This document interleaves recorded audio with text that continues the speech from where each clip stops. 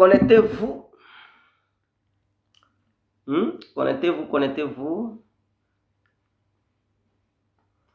Connectez-vous, on va se laisser.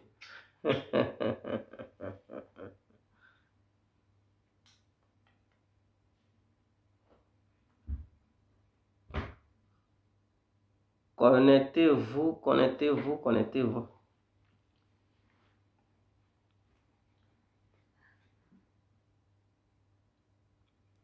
J'espère que vous allez très bien. Abonnez-vous. Abonnez-vous, abonnez-vous, abonnez-vous. N'oubliez pas de vous abonner et de partager le direct. Ah tiens, partagez le direct. Partagez-moi le direct, s'il vous plaît.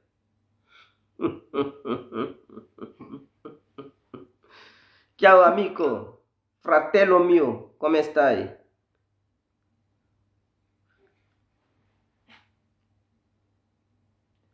El maestro Kanate.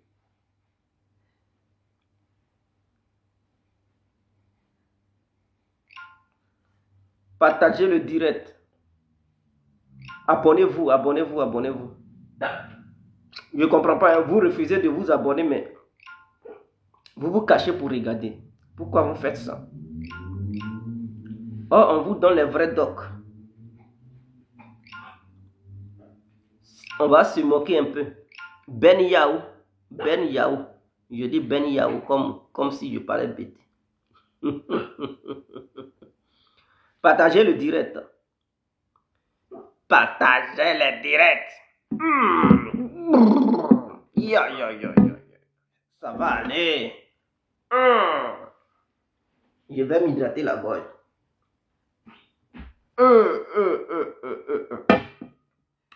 Ah, l'incontournable. L'incontournable. Tom Kett.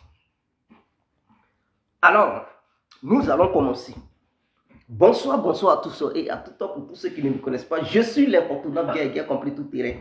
L'homme dont on parle, l'homme qui n'a pas fort, l'homme qui ne marche pas ses mots. Vous pouvez aussi m'appeler devant la vie, l'homme n'est rien, gouverneur italien, docteur Mondon, appelez-moi Boum Boum Lem. Laisse-moi mourir 5 heures plein droit, El Padrino, Camari, Dezo ou la Moudja. Alors nous voilà à nouveau devant cette caméra pour parler un peu de ce qu'il y a. Voilà, nous allons parler un peu brièvement de l'affaire de Tiene Brahima, El Fiolisto, et de cette histoire d'Afri Muguessan. Laissez-moi m'hydrater la gorge. Je vais m'hydrater la gorge et on commence. Alors, mes frères et sœurs, tout le monde sait bel et bien que la fête nationale ne s'est pas passée comme elle devrait se passer. Pour des problèmes personnels de la famille de Ouattara. Il faudrait que ça soit clair. C'est de ça qu'il s'agit. Parce que Ouattara, lui-même, il était préoccupé pour sa propre sécurité. Car il doutait même de son armée. Voilà. Il se disait que la présence de Laurent Gbagbo pouvait pousser à certains soldats d'agir autrement. Et donc, lui, Dramane Ouattara, il ne pouvait pas s'exposer à ces soldats-là. Il a préféré faire de telle sorte que la fête nationale se déroule autrement. En dehors de ça, Tiene Brahima lui-même, il avait ses propres problèmes personnels. Atia, Atia, la fiole qu'il avait préparée pour Laurent Gbagbo, lui-même, il est tombé dedans. Gbagbo, c'est pas l'homme. Gbagbo, c'est le génie de maman. Gbagbo, c'est le génie de maman.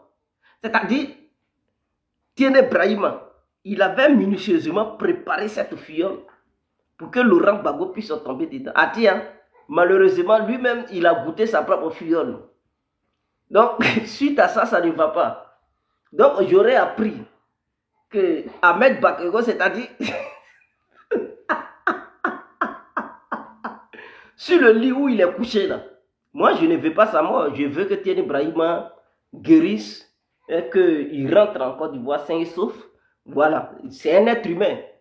On est opposé, voilà, cela ne me pousse pas à vouloir, cela ne me pousse pas à dire que ce dernier n'a qu'à rendre l'âme. Non, ce n'est pas ça. Voilà, il faudrait qu'on soit humain à un moment donné. Mais nous allons rigoler un tout petit peu. Il paraît que hein, l'âme d'Ahmed Bakayoko est en train d'hanter Tiene Brahima sur le lit d'hôpital. Ouais, il y a quelqu'un qui m'a dit Tiene Brahima était en train de dormir. Ouais, il était couché. Ouais, il est couché à l'hôpital là-bas, en train de se faire soigner. À 3 heures du matin, il crie, il se réveille en sursaut. Wow, wow. Il dit Ahmed, Ahmed. On dit, mais monsieur le ministre, Ahmed, il n'est pas là.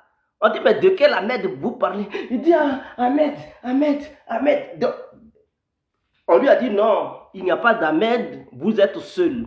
Vous êtes là avec les médecins, ne vous inquiétez pas. On dit, ah, peut-être sa tension est trop élevée, voilà pourquoi, voilà, il fait ce genre de cauchemar. Et ils l'ont aidé à redormir. Je n'ai pas dit qu'il est gravement malade, mais je dis, il dormait. Et puis il s'est réveillé en sursaut, il crie Ahmed, Ahmed, Ahmed, Ahmed, il tremblait. Et puis ils sont allés l'aider à se recoucher. Donc, je ne sais pas de quel Ahmed il parle. Mais il y a combien d'Ahmed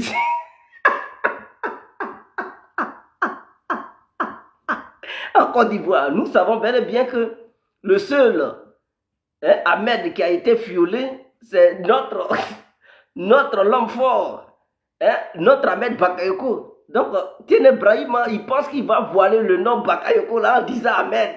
Moi, on sait de quoi tu veux parler. On sait que tu veux parler de notre Ambak. Donc, on ne t'inquiète pas. Ambak, tout simplement, il ne fait que te biper. Ambak, on n'est pas encore prêt à te venir, à venir te chercher. Ne t'inquiète pas, Tiene, tu vas te soigner. Ils vont t'aider afin que tu retrouves la guérison. Tu retrouveras la guérison pour repartir en Côte d'Ivoire parmi le peuple ivoirien. Ne t'inquiète pas. Ambak n'est pas prêt à venir te chercher. Atia. Donc, voici ce qui se passe. Donc, Tiene Brahima, normalement, ce n'est pas leur maladie qui frappe partout là qu'il a. Hein. Non, non, non, non, non. Ce n'est pas leur maladie qui frappe partout là qu'il a. Sinon, si c'était ça là, Atia, c'est sous truc, ils vont le mettre. Mais ce n'est pas ça. Il est hospitalisé.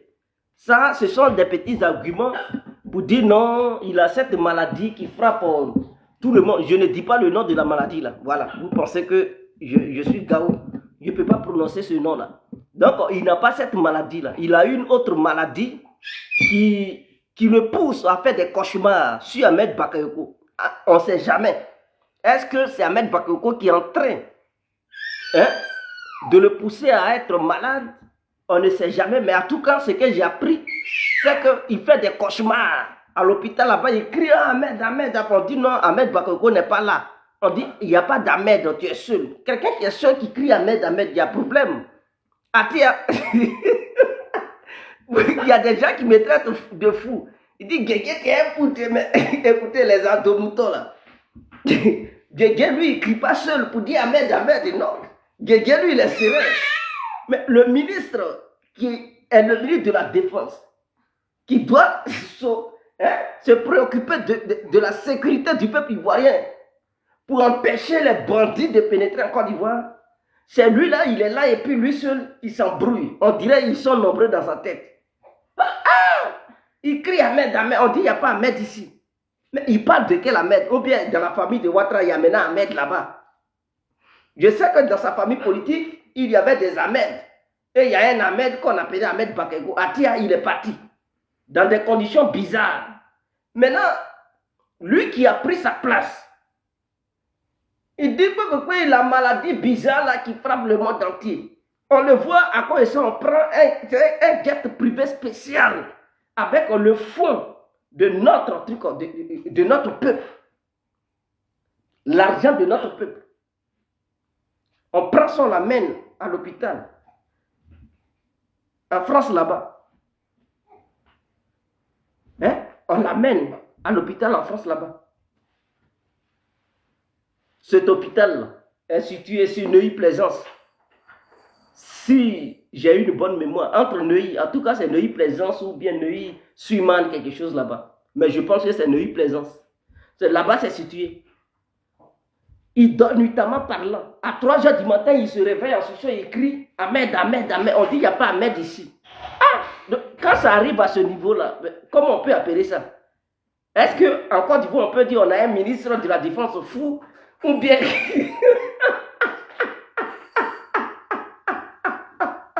ou bien ce sont les fous maintenant qui ont été nommés comme ministre de la Défense en Côte d'Ivoire.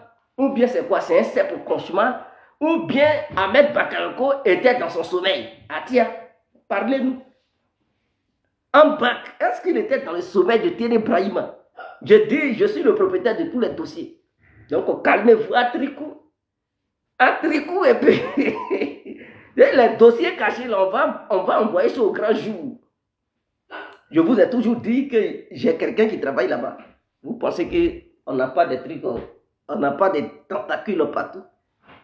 J'ai ma cliente qui travaille là-bas. C'était mon ex. Elle est là-bas, elle travaille là-bas. Donc, ça pleut comme ça pleut. Les docs viennent. Donc, c'est elle qui m'a fait comprendre que dans Tiene Brahima, pour ne rien écrire, il dit Ahmed. Bon, il n'a pas dit Bakayoko. Mais Ahmed, c'est moi, mais j'ai ajouté Bakayoko. Il veut parler, il fait allusion à c'est quel Ahmed qui est dans son sommeil, qui le pousse à crier à 3h du matin, Ahmed. Il parle de quel Ahmed? Ou bien de la famille Ouattara, il y a maintenant Ahmed. C'est quel sorcier maintenant qui s'appelle Ahmed qui s'en blagué Tiene Brahima dans son sommeil? Depuis quand Tiene Brahima a peur? Si ce n'est pas un Ahmed Bakayoko qui est apparu à Tiene Brahima pendant qu'il dormait, qu'est-ce qu'il voulait faire à Tiene Brahima? Question. On ne sait jamais. Qu'est-ce qu'il voulait lui faire? Est-ce qu'il avait un goudin? Parce qu'Ahmed Bakayoko, n'oubliez pas, il était ministre de la Défense quand même. Donc il adore les armes. Peut-être il était armé en train de pousser Tiene. Il dit Ahmed, il a une calache. Il est dans mon sommeil. Aidez-moi. Ah, Ahmed, bon, c'est pour ça vous dire, c'est pas tout le monde dont tue facilement comme ça. Tu as fini, ouais, vous avez fini de faire vos yaya là. Maintenant, voici à faire. Tu peux plus bien dormir. Tu as tous les milliards, mais le sommeil là, c'est pas milliard qui va te sauver dans ton sommeil. Tu as beau avoir les milliards, mais sommeil là, c'est entre toi et le client à qui tu as fait du mal, vous allez régler ça. C'est entre toi et ton client.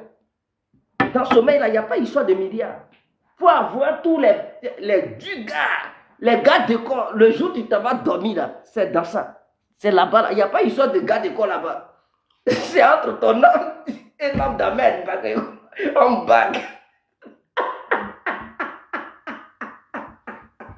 Il n'y a pas de gars de corps dans ce sommeil à Tia. Si tu veux là, il faut mettre toute l'armée de Côte d'Ivoire autour de ta maison.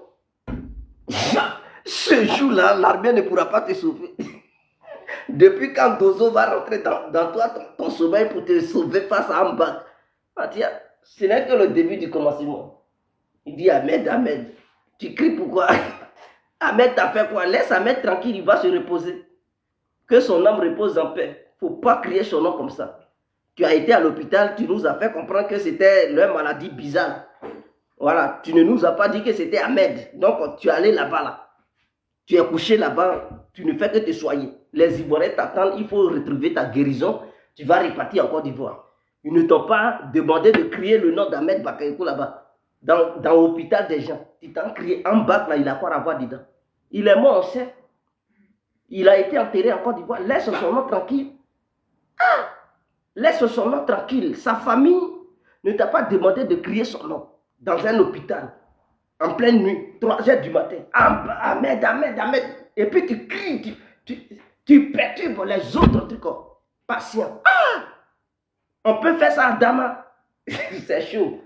Lui aussi, il se précipite. Il veut maintenant aller en congé en France. Il dit, il sera en congé en France. Il veut profiter pour voir son petit frère. Mais vous laissez le pays à qui? Le pays là. Vous suivez, petit frère, grand frère, ils se suivent, ils s'en vont en Europe. Vous laissez le pays là à qui? À Patrick Hachi maintenant. À elle et à Dama Bitego, c'est eux qui vont gérer. Ils ne sont pas ambitieux. C'est eux qui ne veulent pas prendre le pouvoir. Moi, compris. Tu as m'abandonné. Famille, vous partez en Europe.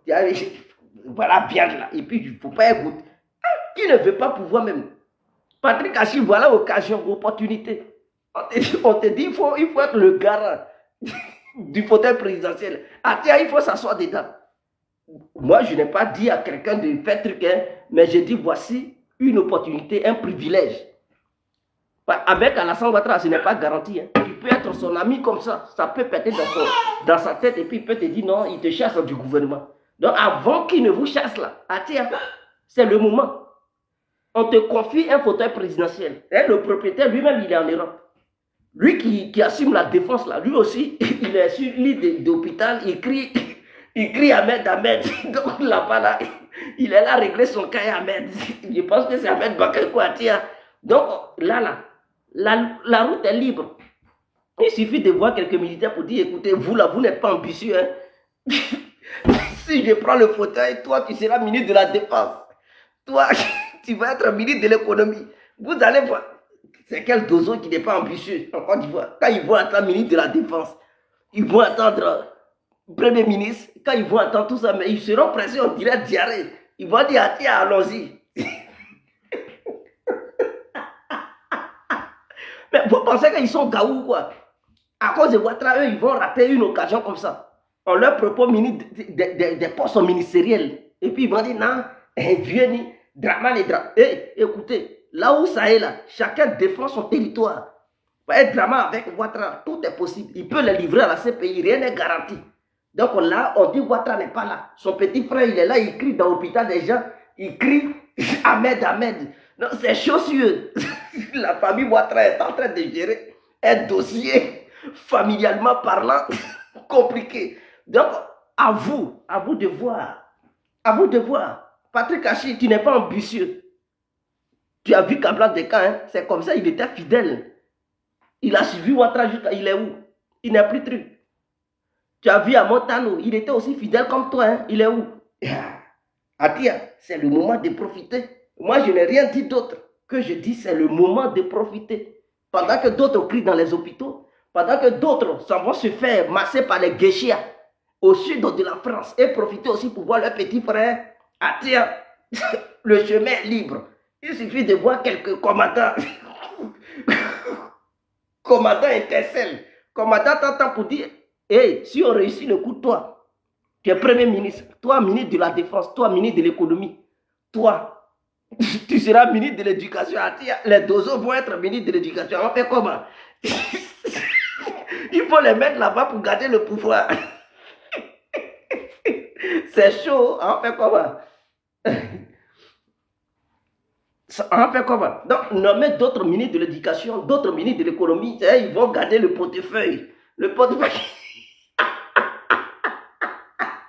Même si ça ne va pas, dans tous les cas, c'est le pouvoir que tu veux. Tu es assis et puis ils sont autour de toi. Vous gérez le pouvoir. Vous faites une déclaration à la RTI pour dire, à partir d'aujourd'hui, la famille Dramane Ouattara n'a plus le pouvoir au pays. C'est clair. Donc, il n'y a pas de débat là-dessus. Mais avant de continuer, j'aimerais qu'on fasse une pause au publicitaire. C'est très important. Une pause au publicitaire. Partagez le direct. Excusez-moi. Partagez le direct. Partagez-le et n'oubliez surtout pas de vous abonner. Partagez le direct. Connectez-vous massivement. Invitez vos amis. Parce qu'on va arriver sur le dossier d'Afi N'Guessan. Je dis bien, le dossier d'Afi N'Guessan sera traité comme il se doit. Donc, et nous allons rentrer en profondeur. Donc, pour cela, là, je vous invite de partager le direct. Abonnez-vous massivement sur Info Afrique. C'est la seule page qui donne les informations les plus tranchantes de notre ère. Oui, 21e siècle, ce n'est pas pour les présenter. C'est pour les gens qui sont intelligents et les gens qui donnent des informations cachées. Des informations qui sont dans les coffres forts ou dans les cantines des hommes politiques. Nous les faisons sortir pour dévoiler ça au grand jour. Pour que chacun de nous puisse se faire sucrer les oreilles. C'est très important. Ah tiens, avant de commencer, j'aimerais bel et bien m'hydrater la gorge. On va faire pause au publicitaire et on revient encore sur cette histoire de Thierry Brahima. On est bon. Alors, donc tout le monde sait bel et bien que Djedje, il est le maître. Il est celui qui vend tous les remèdes. Voilà, sur cette toile qui sauve les gens à travers le monde parce que je suis international. Je vais enlever mes verres. Je voudrais que vous me regardiez droit dans les yeux pour que on se parle. Regardez-moi. L'incontournable, bien compris. Je suis le propriétaire de tous les dossiers. Vous savez le médicament du coco. Ce n'est pas truc. Avec moi, ce n'est pas la quantité, mais c'est la qualité. Voilà ça qui est là. Ah tiens, ça, c'est ça le médicament du coco. Ça vient dans un petit carton comme ça. Voilà, ça vient dans un petit carton comme ça. Et ça, moi là, c'est indigénat, je prends pour me soigner. Hein. Je ne prends pas n'importe quel médicament. Non, je prends indigénat pour me soigner. C'est ça qui est là, hémorroïde. Et puis, c'est bel et bien tapé en truc. Voilà les piments là. Quand on met dedans, Atia, si tu ne manges pas piment ou bien tu as peur de piment, c'est pas la peine de passer ta commande.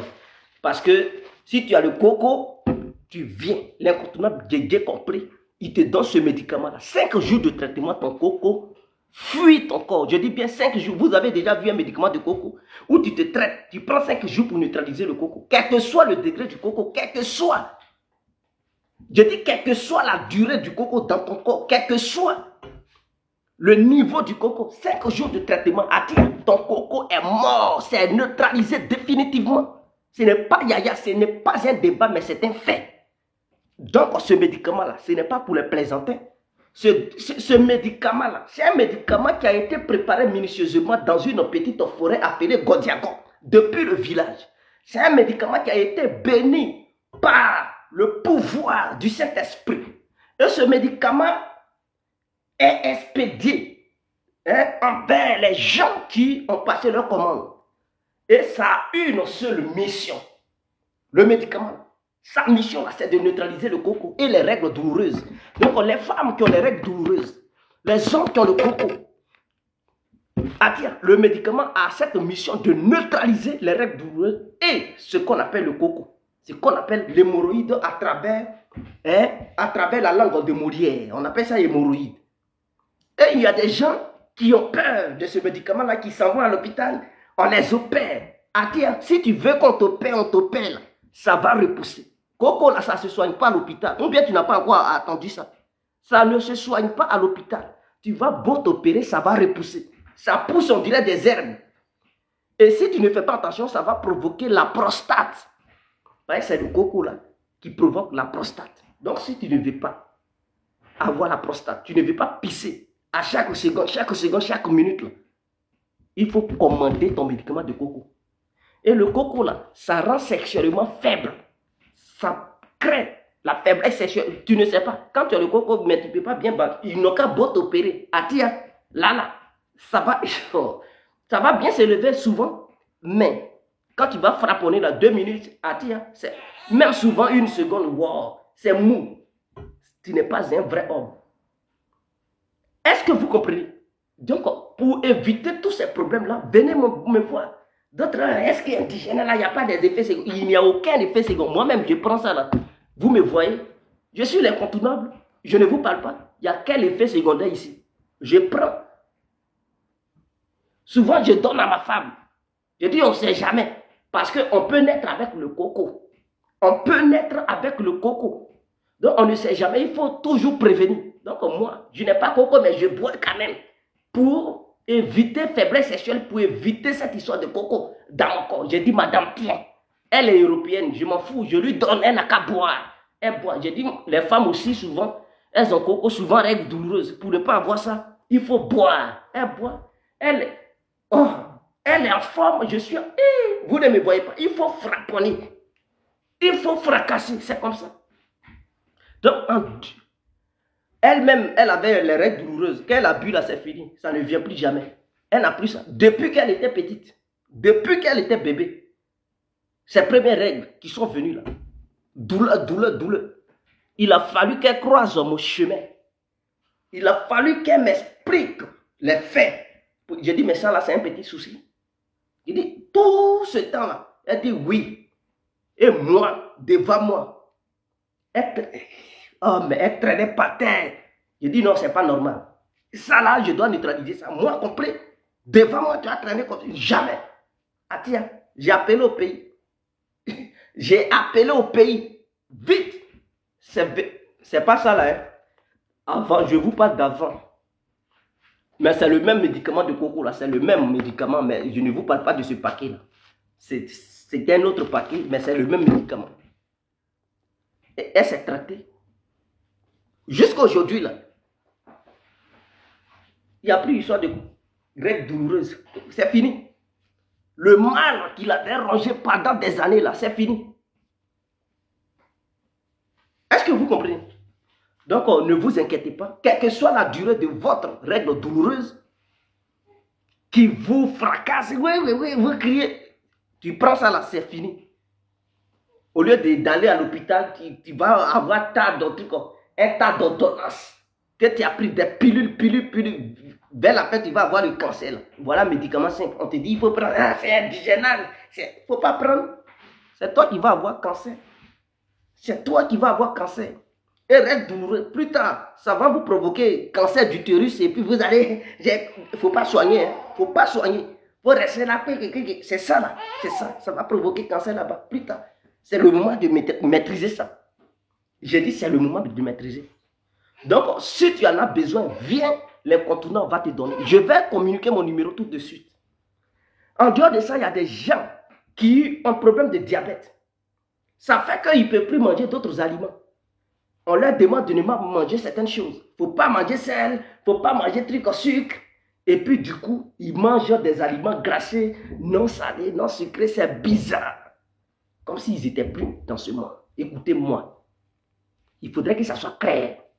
Même si tu as le diabète de combien d'années, depuis 1900, niveau 2, niveau 3, même niveau 10 même, si tu veux, viens, l'incontinent te donne son médicament, ça neutralise ça. Si tu as l'argent à tiens, il y a un médicament. Il n'y a pas l'argent, il faut rester là-bas.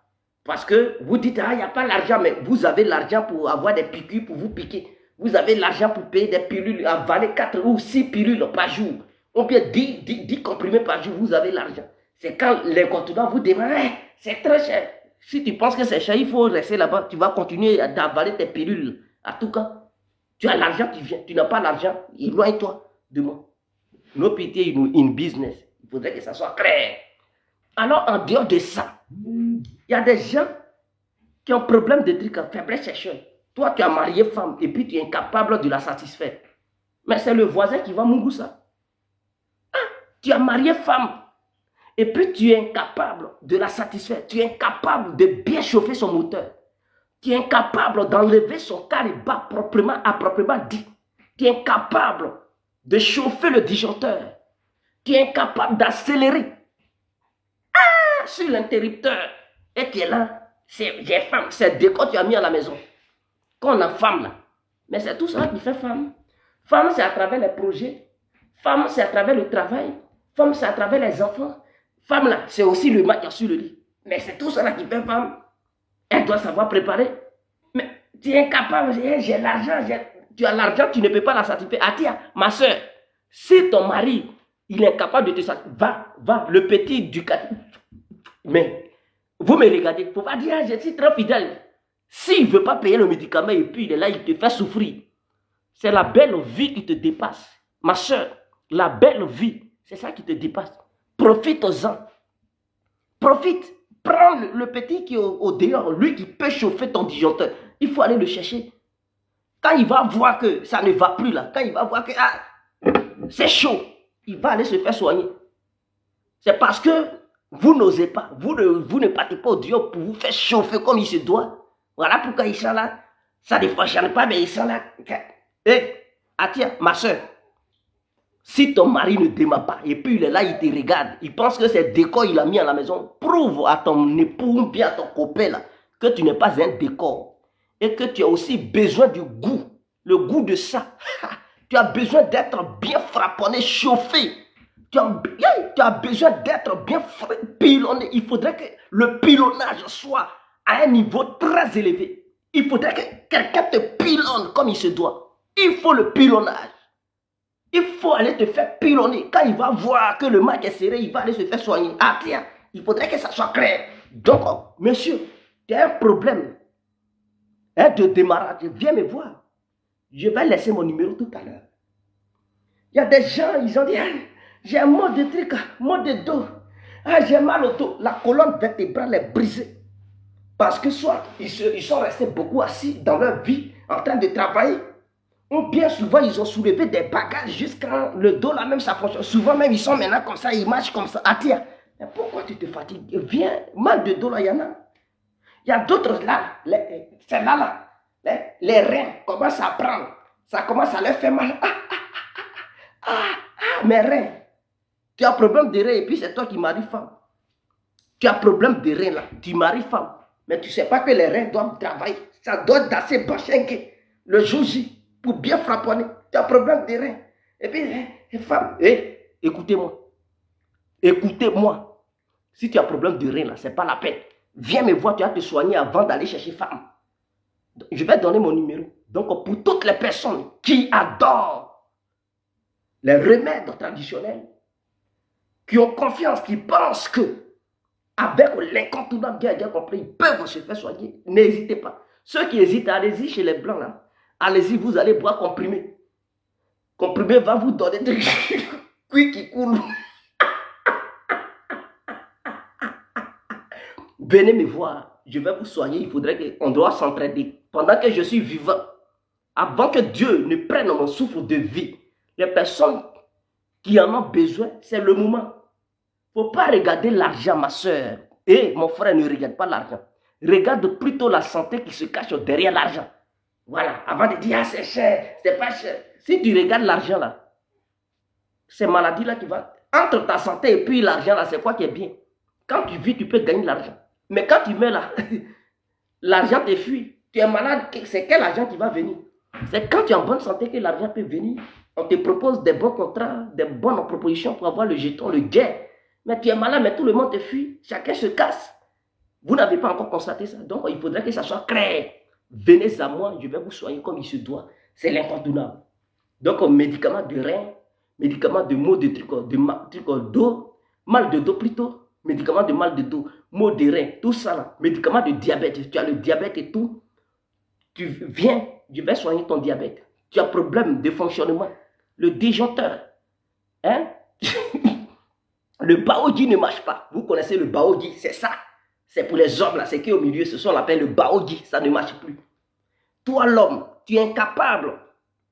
Hein? Tu es incapable de faire danser le CV de madame.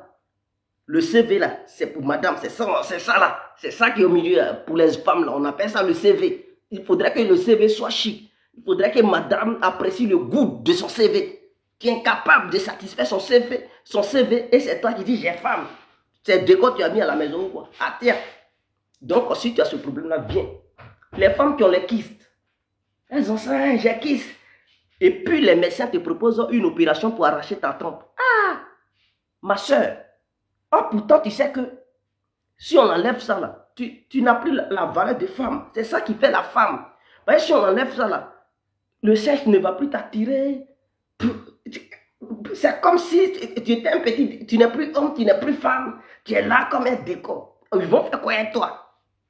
Il ne faut pas accepter qu'on enlève ta trompe. Viens me voir, je vais neutraliser cette histoire de kyste ou bien fibrome là. Tu vas mettre ça au détat de nuit pour faire comprendre aux médecins là que de façon naturelle, on peut neutraliser ça et qu'il y a médicaments.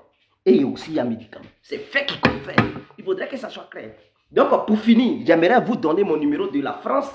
J'ai un numéro belge, mais je suis là à régler cette affaire. Voilà, parce que ma puce, je ne sais pas qu'est-ce qui se passe avec les Belges et puis ils sont là me compliquer la, hein?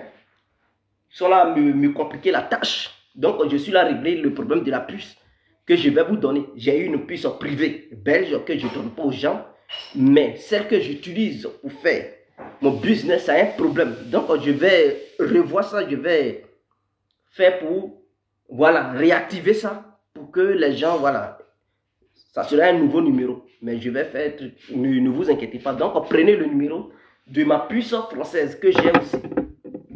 Et ce numéro-là, enregistrez ça sur vos téléphones portables. Vous allez pouvoir me joindre à travers mon WhatsApp pour me dire ce que vous voulez passer comme commande. Alors, 0033 7 53 02 44 64 à la fin. Donc, voici ce numéro. Pour ceux qui n'ont pas saisi le numéro, écoutez, réécoutez la vidéo quand je vais finir et prenez le numéro, notez-le bien sur vos téléphones portables. Vous allez l'enregistrer pour me contacter. Donc, on a fini avec cette pause publicitaire. On va rentrer dans le domaine politique. Mais avant de commencer, j'aimerais bel et bien m'hydrater la gorge. Partagez le direct et n'hésitez pas à vous abonner. Pourquoi vous me regardez comme ça? Abonnez-vous à Tia. Oh, je vais porter maintenant mes verres parce qu'on est arrivé dans le domaine politique. Quand on parle de politique, il faudrait que les verres soient clairs. Vous ne voyez pas, beau gosse. Beau gosse. Je sais que je suis vilain, mais écoutez, quand même, on ne peut pas dire que je suis laid. Il faudrait que je m'apprécie. Si je ne m'apprécie pas, qui va m'apprécier? Est-ce que c'est vous qui allez m'apprécier?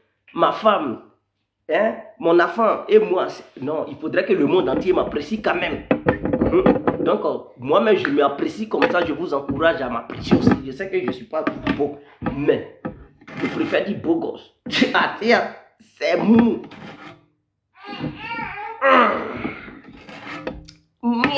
On est là. Alors, donc, nous allons maintenant parler des vrais dossiers. Les dossiers qui font fâcher.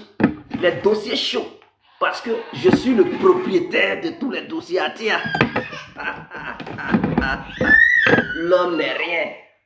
Je suis le propriétaire de tous les dossiers. Alors, donc on est quitté du côté de Ténébrima.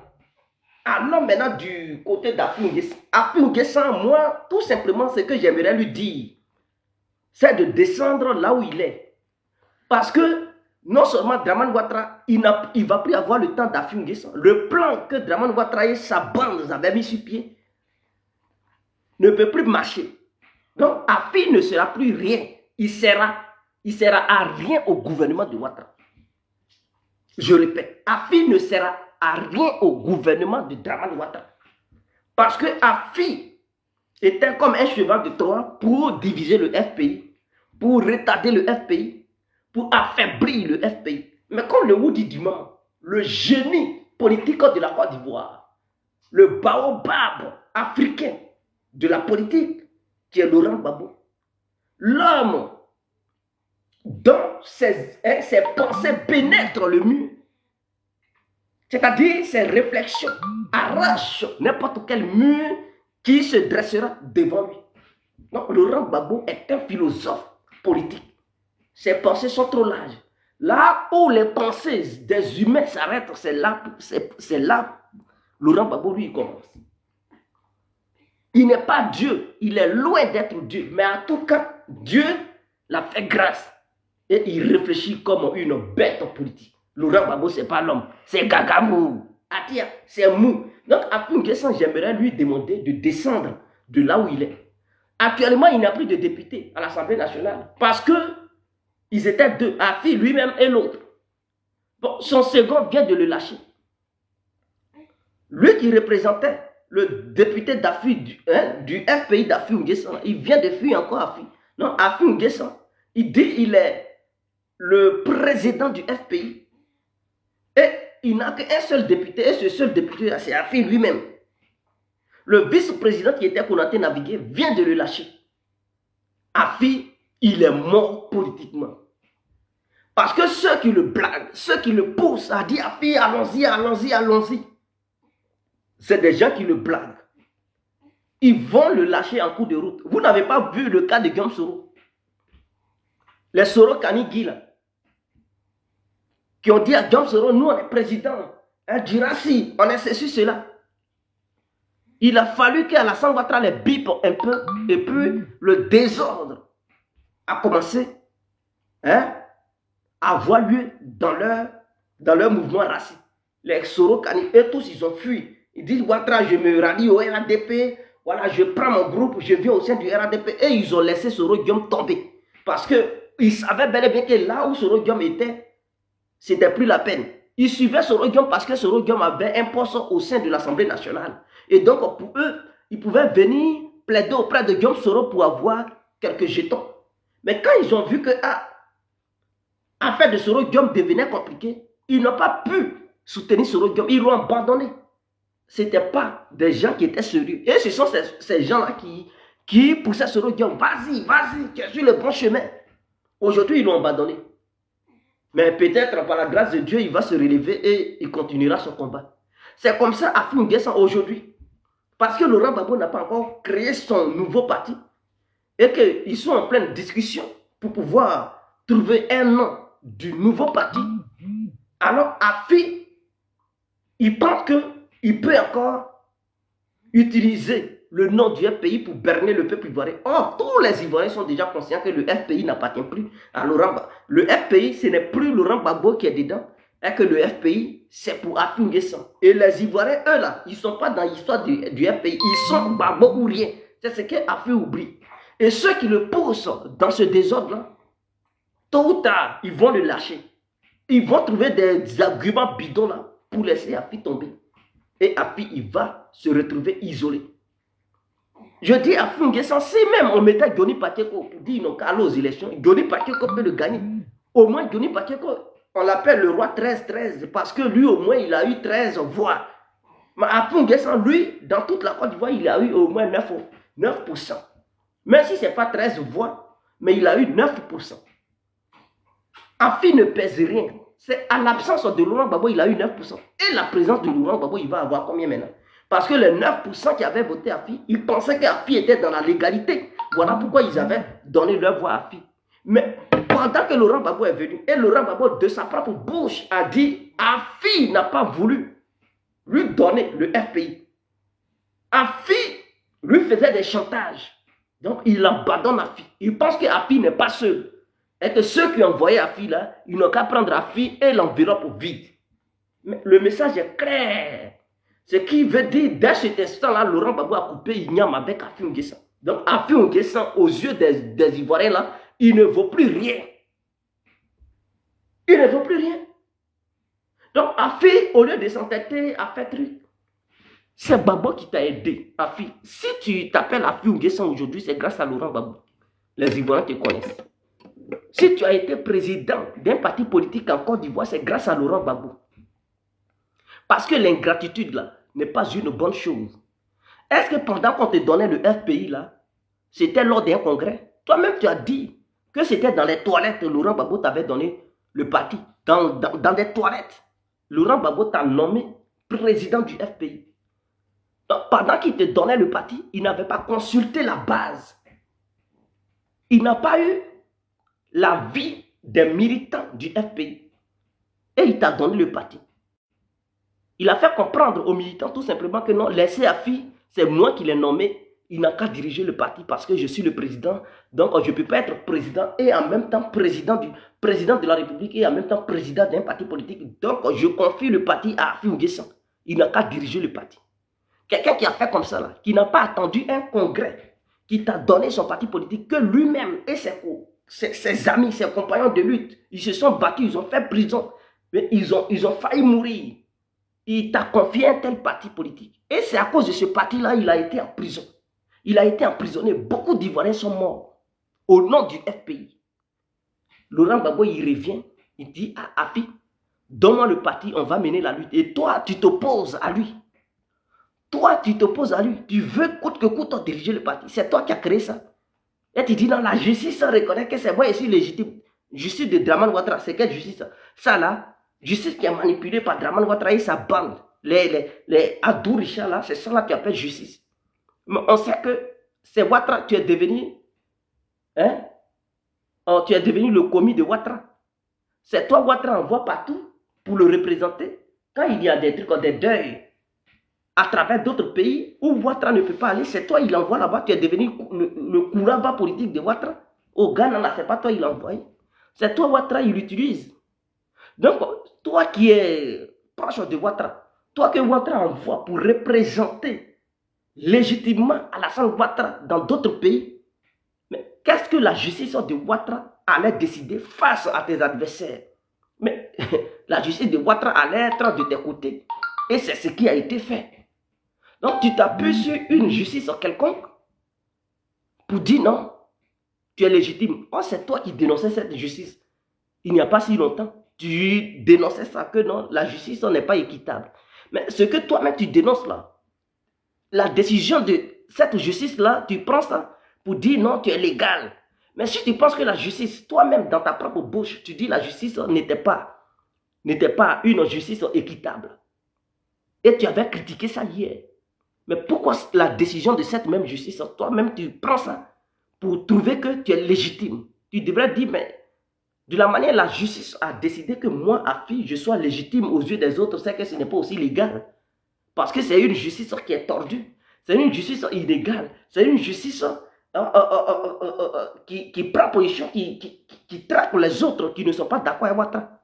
Tu devrais être d'accord. Mais pourquoi tu acceptes ce qui est illégal plutôt, et inéquitable dans le pays? Tu prends ça comme fondement de ta contestation face à Laurent Gbagbo et tu dis la justice de Ouattara a parlé, donc toi tu te trouves dans une posture légitime et légale. Donc tu ne peux pas donner le FPI à Laurent Gbagbo. Congrès. Quand tu prenais le FPI, tu étais parti au congrès. Est-ce que tu étais parti au congrès? Tu n'étais pas parti au congrès. Maintenant, pourquoi quand les gens veulent aller au congrès, tu refuses? Et tu dis non, tu ne vas pas au congrès. Tu sais que tu es un imposteur. Tu es mort politiquement parlant. On va t'enterrer politiquement. Il faudrait que ça soit clair. Je pense que tu avais trahi Laurent Gbagbo. Lorsqu'il était au pouvoir, tu étais un traître. Parce que ta traîtrise là, ce n'est pas aujourd'hui que ça a commencé. Ça date d'avant la chute du pouvoir de Laurent Gbagbo. Donc tu es un traître et tu resteras traître. Et tous ceux qui ne veulent pas se rallier à Laurent Gbagbo, dès à présent, qui sont dans une posture de vouloir combattre Laurent Gbagbo, qui sont avec Afi N'Guessan, d'ici la création du nouveau parti politique, ils seront plus considérés comme membres du FPI. S'ils veulent adhérer à ce nouveau parti politique, ils seront considérés comme de simples militants. C'est-à-dire, ils ne seront pas dans les grandes instances pour prendre des décisions. Ils ne seront pas considérés comme des hauts cadres du parti. Ils seront considérés comme de simples militants. Ils auront le même profil que les autres militants. Il faudrait que ça soit clair. C'est le moment, avant la création du nouveau parti politique de Laurent Gbagbo, c'est le moment de vous rallier. Tous ceux qui vont s'endetter à combattre Laurent Gbagbo et qui vont constater que Afi ne pèse plus rien et par la suite ils vont décider de fuir Afi N'Guessan, ils seront considérés comme traîtres et on va faire très attention envers ceux-là. Et donc s'ils adhèrent plus tard au sein du parti de Laurent Gbagbo, là où les décisions se prennent là, ils ne vont pas avoir accès à cette boîte-là. Au bois sacré, où les décisions se prennent, ils ne vont pas aller là-bas. Ils seront considérés comme de simples citoyens. Il faudrait que ça soit clair. Donc, je demande à tous les militants et sympathisants du FPI de rejoindre Laurent Gbagbo. Parce que les idées qui vous ont poussé à suivre le FPI, ce n'étaient pas les idées d'Afi N'Guessan. Est-ce que vous comprenez même? Les idées là, qui vous ont convaincu de suivre le FPI là, ce n'est pas Afi N'Guessan qui a envoyé ces idées là. Parce que, avant d'être séduit par le FPI, il y a eu des gens qui ont créé ce mouvement. Et ce mouvement, plus tard, est devenu un parti politique. Mais avant que ça ne devienne un parti politique, avant que les gens ne soient séduits par ce mouvement, qui s'appelait le FPI, il y avait des leaders. Et c'est par le brillantissime des leaders de ce mouvement-là que des gens ont été séduits. C'est par leur vision, c'est par leur manière de voir les choses que beaucoup ont été séduits, qui se sont mis d'accord avec ce mouvement. Dirigé par Laurent Gbagbo, qui était le leader, qui était le cerveau, qui était la tête pensante de ce mouvement. Plus tard, c'est devenu un parti politique. Ce Laurent Gbagbo n'est pas encore mort. Il reste le guide incontesté du FPI. Et c'est grâce à ses idées et ses compagnons que vous avez adhéré au sein du FPI. Alors, ce Laurent Gbagbo là, aujourd'hui, il dit il n'est plus dans le FPI. Il veut créer un nouveau mouvement. Et ce nouveau mouvement qu'il va mettre sur pied, ces idées qu'il avait mises au sein du FPI, il a pris ces idées-là avec lui. Il va mettre ces idées-là au sein du nouveau parti politique et d'autres nouvelles idées qui vont apparaître dans ce nouveau parti politique. Pourquoi vous vous endettez à rester au sein du FPI? Est-ce que c'est le FPI, est-ce que c'est le nom FPI que vous suivez? Ou bien c'est l'idéologie du FPI vous suivez. Si vous suivez l'idéologie, c'est que suivez lui qui a envoyé l'idéologie là. Est-ce que, c'est-à-dire, imaginons, je prends un exemple. On dit voici la Bible. Tu as d'autres, la Bible est le document. C'est-à-dire la parole, les idées de notre Seigneur Jésus. Et donc, quand tu vas à l'église, c'est sur la Bible que tu te bases. Donc, la Bible est la référence des paroles de Dieu. C'est la conduite, c'est la ligne maîtresse de Dieu. C'est la ligne directrice de Dieu, la Bible. Et on te dit maintenant, lui que tu suis ces pensées-là, qui sont dans la Bible, là, lui-même il vient. C'est-à-dire Jésus lui-même il vient. Il dit, bon, à partir d'aujourd'hui, moi, Jésus, je ne reconnais plus la Bible. Je crée un nouveau livre. Et où je vais envoyer mes anciennes pensées qui étaient dans la Bible et d'autres pensées. Mais je crée un nouveau livre que vous allez appeler comme ça dorénavant. Et tu vois ton Seigneur vis-à-vis. Il crée un nouveau, et puis tu dis, non, non, non, non, je ne suis pas mon Seigneur, je suis la Bible. Mais c'est que toi, tu es un démon. C'est que tu n'as jamais aimé ton Seigneur et ses idées. Parce que si tu aimes ton Seigneur et ses idées, ou bien si tu aimes les idées de ton Seigneur, dès lors qu'il t'a dit qu'il ne reconnaît plus l'ancien livre qu'on appelle la Bible, et qu'il crée un nouveau livre où il va mettre d'autres nouvelles idées, mais tu devrais même l'acclamer pour le suivre, pour dire, mais lui-même que j'adore, le voici en personne. Donc pourquoi je vais laisser l'original pour suivre la photocopie? Donc Laurent Gbagbo, c'est à cause de ces idées-là vous avez suivi le FPI. Lui, il dit non, il ne reconnaît plus le FPI. Il s'en va, il crée un nouveau mouvement, il prend ses idées et d'autres idées, il va mettre ça dans ce mouvement. Vous dites, oui, on ne veut pas, mais c'est le FPI, on veut. C'est que vous êtes des Judas, vous êtes des démons. Ah, donc vous étiez infiltrés. C'est vous qui livrez les informations à Draman Ouattara et sa bande de rebelles. On comprend maintenant. Donc c'est vous là qui avez vendu Laurent Gbagbo. C'est vous là qui avez fait que le parti, le pouvoir de Laurent Gbagbo a chuté. Ah, donc vous étiez dedans en train de détester Laurent Gbagbo et vous aviez fait comprendre aux Ivoiriens que non, vous aimiez Laurent Gbagbo et ses idées. Mais en réalité, vous n'avez jamais aimé les idées de Laurent Gbagbo. Vous n'avez jamais aimé les idées et la personne de Gbagbo. Tout ce qui vous intéressait, c'était l'argent. Parce que je ne peux pas concevoir, je ne peux pas admettre, je ne peux pas accepter de voir des gens qui disent que non, ils aiment la philosophie, ils aiment les idées, la politique du FPI. Hein? Voilà pourquoi ils ont adhéré au sein du FPI. Mais lui qui a mené ces idées-là, lui qui a envoyé cette stratégie du FPI-là, il s'appelle Gbagbo et ses compagnons. Eux là, personne, aucun compagnon. Hein? Ceux qui ont créé le FPI là, personne ne suit Afin N'Guessan. Que ce soit Aboudraman Sangaré, Père à son âme, Simone Gbagbo, les Asso Adou, les Gbagbo et l'autre là, personne ne suit Afin N'Guessan en ce moment. Et tous, ils sont du bord de Laurent Gbagbo, du côté de Gbagbo. Vous dites non, non, non, nous on veut pas, on veut Afi. Ah, donc c'est à cause d'Afi vous êtes rentré au FPI. Mais quelle idée Afi a envoyée au FPI? Quelles sont les idées que Afi a envoyées? Il a envoyé quoi? Lui-même, Afi, il a été séduit par les idées de Gbagbo et ses amis. Lui-même, il n'avait aucune idée. Lui, là, il était un simple militant. C'est parce qu'il a été séduit par Laurent Gbagbo qu'il est rentré là-dedans. Aujourd'hui, il conteste et vous êtes, c'est-à-dire, vous laissez l'original pour suivre la photocopie. Vous êtes une bande de malfaiteurs. Vous êtes des vrais Judas Iscariotes. On ne peut plus jamais vous faire confiance. On vous laisse en enveloppe vide. Prenez ça. À vous maintenant de créer vos propres idées. À vous de batailler sur le terrain pour avoir des militants. Mais je pense que personne ne va encore faire confiance à Afin N'Guessan et sa bande. C'est fini. Il est mort politiquement. Et le RADP ne va rien foutre avec lui. Personne ne va le prendre au sein du RADP. Parce qu'ils le voient comme... Ils savent que Afi, lui là, s'il rentre là-bas, il sera un mercenaire. Il va livrer tous les secrets du RADP. Laurent Gbagbo a vu créer. Il sait que Afi a été un mercenaire dans son parti politique qui a livré tous les secrets. Donc il ne veut plus de lui. Afi, basta. Le PTCI ne va pas vouloir apprendre Afi. Non, Afi là, il va rester comme ça. Il va devenir le commis voyageur de Ouattara. C'est-à-dire, quand il y a truc, il va dire petit, va ici.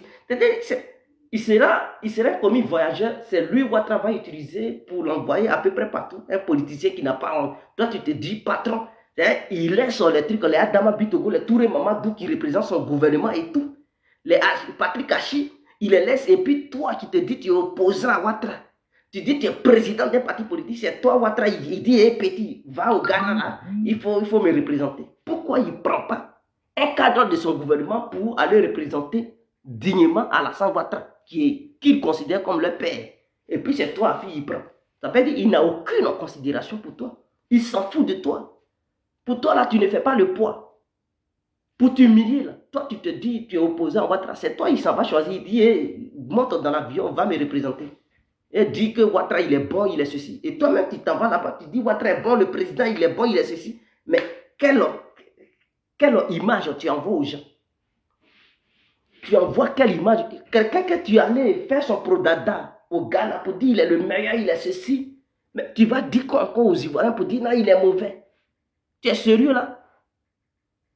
Nous là, on peut se permettre de le faire parce que nous ne sommes pas des cadres. Nous là, nous ne sommes pas des présidents de trucs, des mouvements politiques ou des partis politiques. Nous, on est libre. Donc, on peut soutenir qui on veut et dénoncer qui on veut. Ça ne gâte rien. Mais si on était des présidents des mouvements politiques ou présidents des partis politiques, on n'allait pas changer, on allait être tout droit dans nos bottes. Mais toi, fille, c'est quelle image tu as envoyée?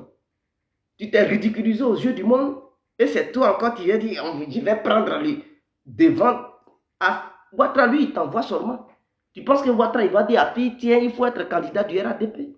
Mais tu rigoles devant les Adama Bitogo, devant les Tiene Brahima, devant les trucs Touré Mamadou. Tu rêves ou quoi? Devant les Patrick Hachi.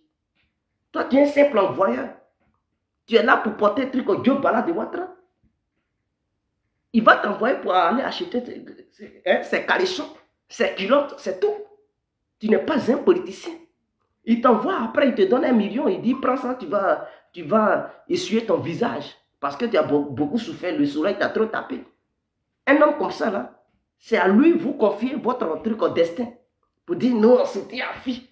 Afi, il va prendre le pouvoir d'État depuis que vous rêvez. Hein. Depuis 10 ans, là, il a déjà, même un simple député, il ne peut pas gagner là, ses pouvoirs d'État. C'est président de la République, il va devenir. Vous rêvez ou quoi? 10 ans, ils ont laissé Afi, il a fait la diplomatie, il a remué ciel et terre. Il était là, tout ce qu'il savait faire, c'était de prendre mallette de Ouattara pour aller au Ghana pour dire Ouattara est bon, ceci, cela. Il a fait quoi? Il n'a même pas pu libérer des gens. Au contraire, il a contribué à mettre les gens en prison. Ses copains de lutte, il les a foutus en prison. Les Assouadou, il les a mis en prison ici. Pendant que d'autres lutteurs pour faire sortir les gens, lui, Afi, il portait plainte pour qu'on mette les gens en prison. Un homme comme ça, là, vous attendez des choses de lui. Quittez Afi. C'est le moment de quitter Afi.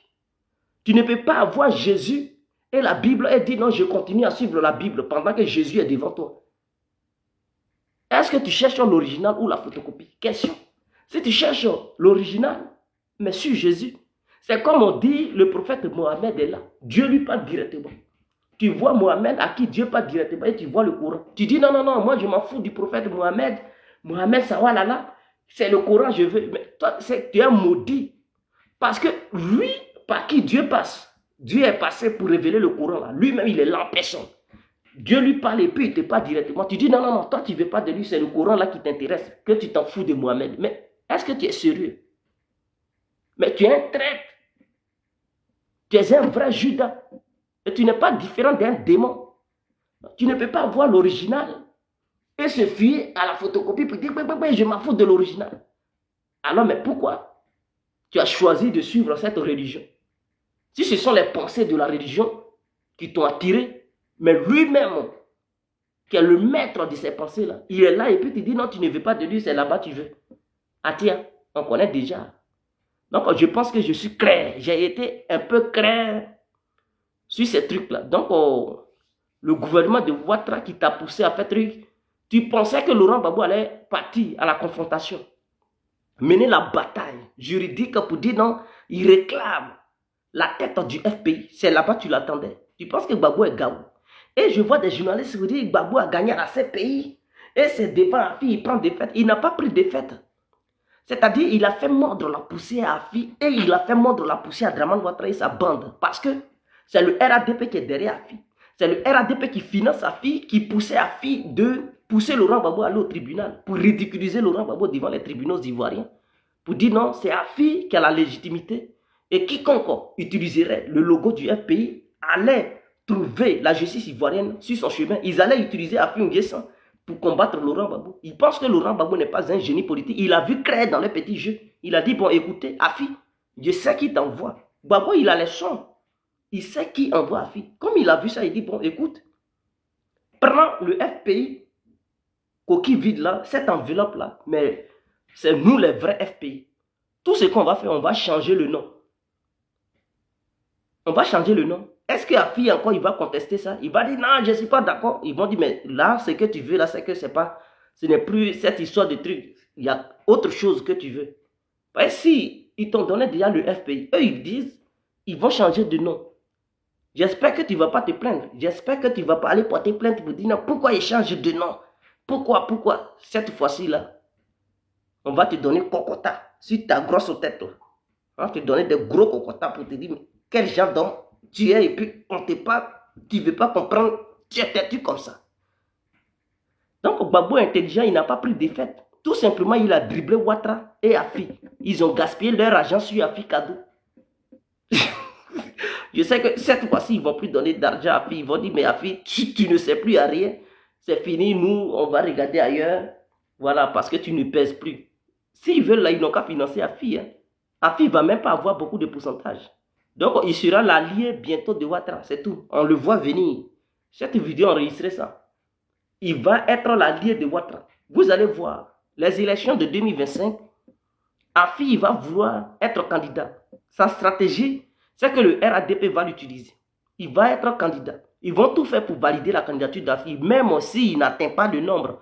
Les conditions exigées, le RADP va magouiller pour valider la candidature de Afi N'Guessan. Dans le seul but de voler quelques militants du FPI de Laurent Gbagbo, qui sera un nouveau, qui portera un nouveau nom, qui sera un nouveau parti politique. Donc, pour prendre quelques militants. Et suite à ça, sachant bel et bien qu'Afi va bel et bien perdre, donc Alassane Ouattara, sa stratégie, c'est qu'il sait qu'il aura un deuxième tour. Parce que devant Gbagbo et Bédié, il ne peut pas faire un coup KO. Est-ce que vous comprenez? Donc le deuxième tour, là, il demandera à Afi de dire à ces militants-là de voter le candidat du RDR ou du RADP. Voilà ce qu'ils ont préparé comme coup. Est-ce que vous comprenez? KKB aussi sera aussi candidat. Vous allez voir, quand 2025 va approcher, KKB va démissionner. Et il va commencer à taper sur Alassane Ouattara. Tout ça, c'est une stratégie qu'ils mettent en pied. C'est-à-dire, en 2025, début 2025, avant les élections, KKB va démissionner. Il dit, ah, je quitte ce pouvoir moribond. Et il va commencer à faire des déclarations. Ils vont dire, ah, tes yeux s'ouvrent maintenant. Il va dire, ah, je vais combattre le RADP. Oh, pourtant, tout ce qu'il va faire là, ce sont des gesticulations. Mais il ne fait pas ça de lui-même. C'est le RADP qui va le pousser à tenir ce genre de propos. Pour donner espoir aux gens, pour dire, ah, au moins KKB, il va affronter Ouattara. Dans le simple, pour la simple raison d'aller contre Bédié. Donc, il sera aussi candidat. Et le candidat du truc, et lui, il va dire, lui, il est le vrai fils d'Ofoué. Et que c'est lui, il est jeune, il doit conduire le PDCI RDA. Et donc, il va tenir des discours pour séduire des militants du PDCI RDA. Et si des gens lui donnent des voix, au deuxième tour, il va dire, il vote à Alassane Ouattara parce que le PDCI l'a frustré. Donc, il demande à ses militants de donner leur voix à Alassane Ouattara. Et Afi aussi, il va faire de même. Voilà leur mission. Donc, Alassane Ouattara, il pense qu'en faisant ça, il peut voler des voix de partout pour agrandir son RADP pour pouvoir gagner les élections en 2025. Soro Kanigui, il va aussi l'envoyer pour être candidat. Pour la simple raison de concurrencer Soro Guillaume et de diviser les militants de Guillaume Soro qu'on appelle GPS. Donc, il va dire Soro Kanigui, il faut être candidat. Même s'ils ne remplissent pas les conditions exigées pour être candidat, ils vont magouiller pour valider leur candidature. Et ils savent bel et bien, les gens du RADP savent bel et bien que non. Ceux-là, ils vont perdre les élections dès le premier tour. Donc, ils vont leur demander de donner leur voix au candidat du RATP au deuxième tour. Et c'est ce qu'ils vont faire. Donc, voici, regardez de loin. Moi, complet, je vois déjà tout. Et c'est ce qu'ils vont faire. Et donc, ça a déjà commencé. Ça a déjà commencé. Ça a déjà commencé. Et ils espèrent obtenir encore des postes ministériels une fois que le candidat du RADP validera hein, son examen. C'est-à-dire, quand je dis valider son examen, c'est-à-dire quand il va réussir hein, de battre les autres et qu'il va obtenir son diplôme de la magistrature suprême, ils espèrent obtenir encore des postes ministériels comme Kakabe l'a eu. Donc, c'est comme ça. Donc, les filles sont déjà dans ça. Mais je leur demande de quitter dans leurs rêves parce que cette fois-ci, ça va échouer. Tout ce que vous mettez sur pied, là, ça va échouer. Et Afi, tu vas regretter. Parce que même que ce soit le PDCI qui vienne au pouvoir, ou bien que ce soit le RADP, le FPI, que ce soit le FPI de Laurent Gbagbo, nouveau nom qui vient au pouvoir, Afi, tu n'auras plus un poste ministériel. Et tous ceux qui te suivent, ils vont rester là. Le FPI de Laurent Gbagbo et le PDCI de Henri Konan Bédié feront une coalition, ils vont faire un gouvernement d'union nationale pour gouverner le pays au nom de la paix. Et toi, Afi, tu resteras là. Et il se peut que Moronou là ne te vote plus comme son député. Tu vas perdre hein, la petite ville de Moronou que tu as et tu ne seras plus rien. Même député, tu n'auras plus place au sein de l'Assemblée nationale. Tu vas devenir un simple politicien hein, du FPI vide. Un FPI dans une enveloppe vide. C'est ce que tu vas être. Et c'est fini pour toi. Donc, ton petit jeu là, il faut quitter dans ça. C'est le moment là. Il faut te rallier. Avant la création du nouveau parti politique de Laurent Gbagbo, va demander pardon. Si tu ne demandes pas pardon et que tu restes dans cette posture avec ta bande qui te suit, hein, Atia, tu vas beaucoup perdre. Si on se laisse, c'était l'incontournable bien compris. Bonne nuit à vous. N'oubliez pas de partager le direct et n'oubliez pas de vous abonner massivement sur cette page Info Afrique. C'est une nouvelle page pour que chaque soir on puisse échanger. On est ensemble. Ciao et bonne nuit à tous et à toutes.